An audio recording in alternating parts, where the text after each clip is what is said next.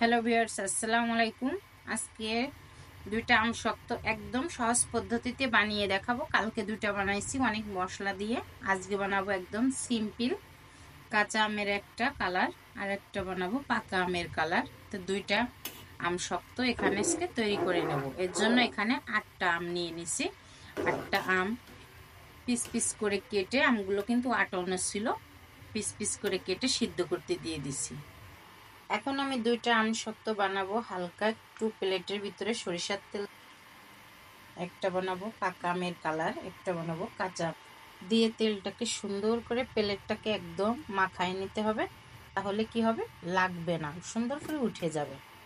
Tissue paper নিয়ে নিচ্ছি, tissue পেপারের সাহায্যে প্লেটটাকে সুন্দর করে মাখিয়ে নেব। দুই একটা প্লেটে একইভাবে মাখিয়ে নিলাম টিস্যু পেপারটা দিয়ে। হালকা একটু শুকনো মরিচের গুঁড়ো দিব, এভাবে ভেজে পলিথিনের ভিতরে করে ছেঁচে ছেঁচে গুঁড়ো বানিয়ে নেব। মরিচটাকে গুঁড়ো করে নিলাম,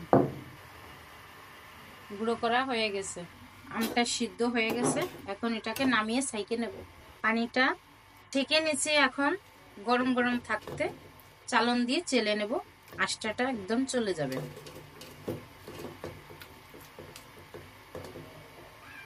এখানে হাফ কেজি পরিমাণে লিকুইড হয়েছে, সেকে নিয়েছি। এখন এটা দিয়ে দুইটা প্রকারের বানিয়ে নেব। এখানে অর্ধেকটা আম নিয়ে নিয়েছি, আমের ভিতরে দিয়ে দিলাম 1 চামচ পরিমাণে চিনি, 2 চামচ চিনি দিয়ে দিলাম, একটু দিয়ে দিলাম ফ্রুট কালার, দিয়ে ভালো করে একটু নাড়াচাড়া দিয়ে মিশিয়ে নেব। হালকা 1 চিমটি লবণ দিয়ে দিলাম। এখানে দিয়ে দেব একটু আগার আগার পাউডার, হালকা পরিমাণে হালকা একটু পানি দিয়ে এর ভিতরে গুলিয়ে নেব, তাহলে পাউডারটা সব জায়গায় যায়, না হলে দলা পেকে পেকে থাকে।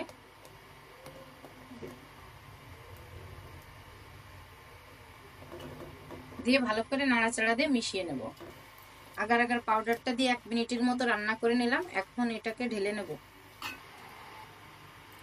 এখানে প্লেটটার ভিতরে সরিষার তেল দিয়ে দিছি। এখন আমটা ঢেলে নিলাম। 2 ঘন্টার জন্য রেখে দেব, একদম জমে যাবে আমটা।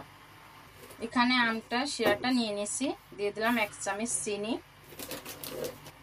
দিয়ে দেবো 1 চিমটি খাবার লবণ। এখানে দিয়ে দেব ফ্রুট কালার, কিনতে পাওয়া যায় দোকানি মুদির,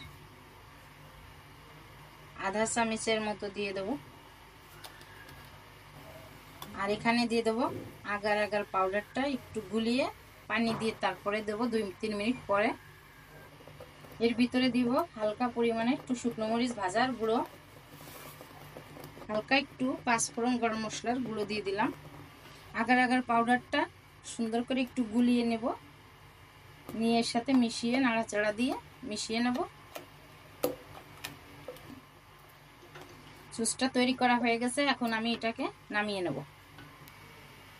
প্লেটটা দিয়ে দিছি সরিষার তেল মাখিয়ে। এখন জুসটাকে ঢেলে নিলাম। এখন 2 ঘন্টা এখানে রাখলে আম শক্তটা একদম রেডি কাঁচা আমের। এটাকে আমি ঠান্ডা করার জন্য 2 ঘন্টা রেখে দেব।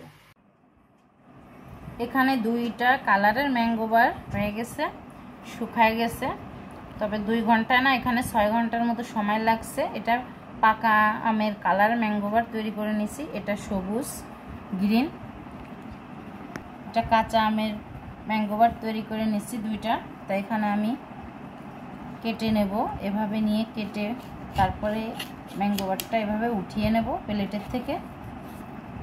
প্লেটে কিন্তু লাগবে না, একটু সরিষার তেল দিয়ে দিচ্ছি সুন্দর করে, এই যে একদম উঠানো যাচ্ছে।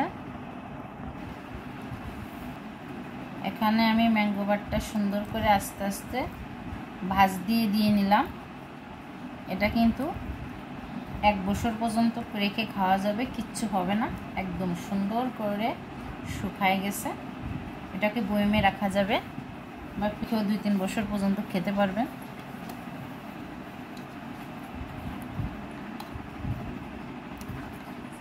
পাকা আমের ম্যাঙ্গো বারটা এখানে মাঝখান থেকে কেটে নিলাম, নেওয়ার পরে এটাও আমি এই যে উঠিয়ে নিলাম। সুন্দর করে উঠিয়ে যাচ্ছে, সুন্দর করে এই যে উঠিয়ে যাচ্ছে। এপাশে কিন্তু সুন্দর একটা কালার হয়েছে।